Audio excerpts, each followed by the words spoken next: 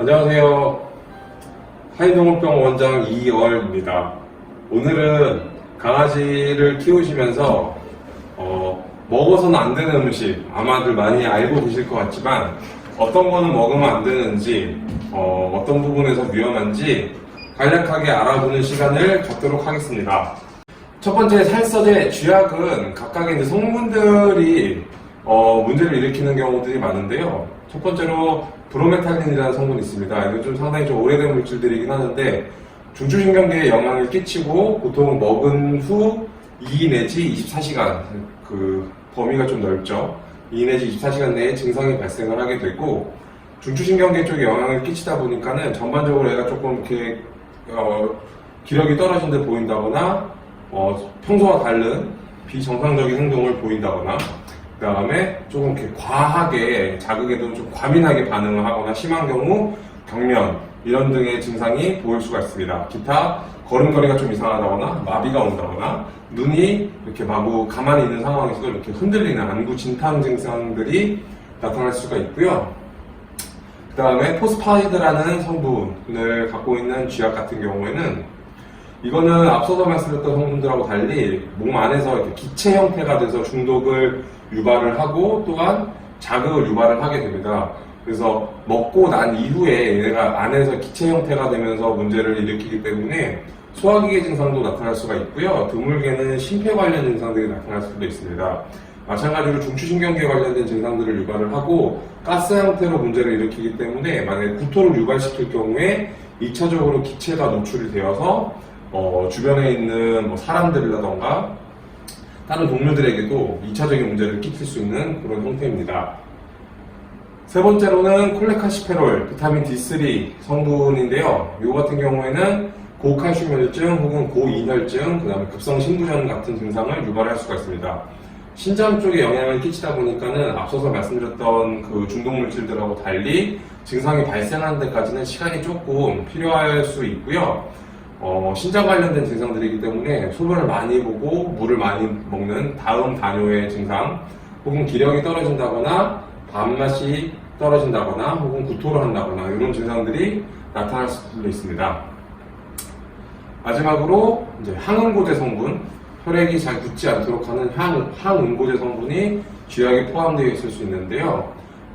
천천히 문제를 일으키는 경우들이 많다 보니까는 최소한 3일, 4일 정도는 증상이 관찰되지 않을 수도 있습니다.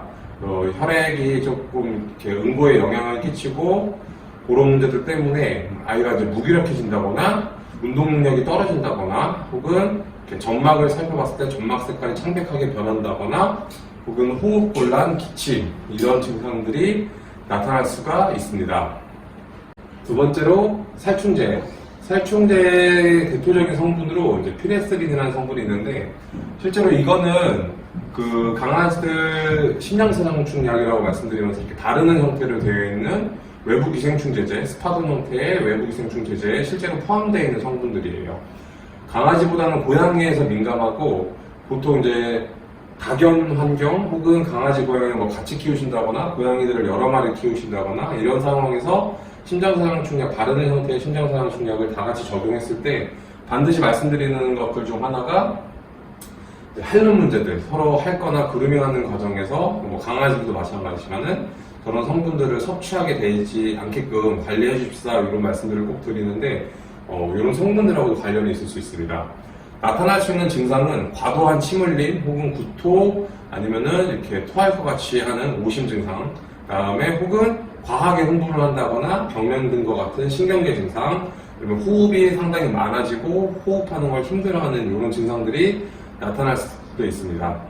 그 다음 카바메이트 혹은 오가노포스페이트, 그래서 유기인제 성분들이 들어가 있는 살충제들이 있는데, 이런 아이들 같은 경우에는 이제 과거 제품들, 요 근래에 나오는 이런 살충제 성분들에는 이런 식의 좀 위험한 물질들이 잘 들어가 있지 않고요. 과거 제품들이 주로 함유가 되어 있고, 대표적인 제품들이 농약 혹은 제초제를 구성하고 있는 성분들입니다. 나타날 수 있는 증상은 침 흘림 혹은 눈물을 과도하게 흘린다거나 소변을 막 본다거나 대변을 막 본다거나 혹은 구토설사 같은 위장관 장애 증상들이 나타날 수도 있어요.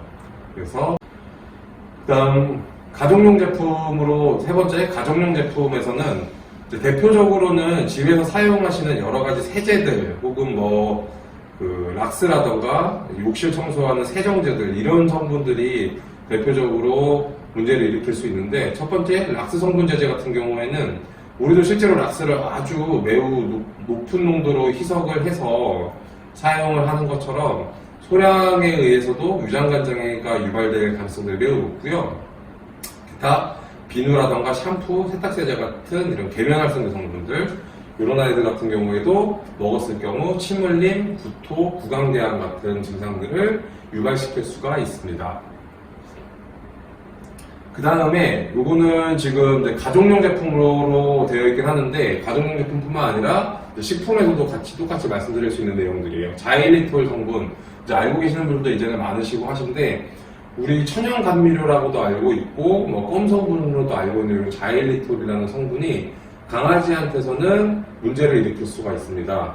섭취를 하고 나서 15분 내지 30분 이내에 심한 중독 증상이 나타날 수가 있고요. 인슐린 분비를 매우 고농도로 갑작스럽게 유발을 시키고, 이로 인해서 혈당이 갑자기 훅 떨어지는 갑작스러운 저혈당 증상이 나타날 수가 있습니다.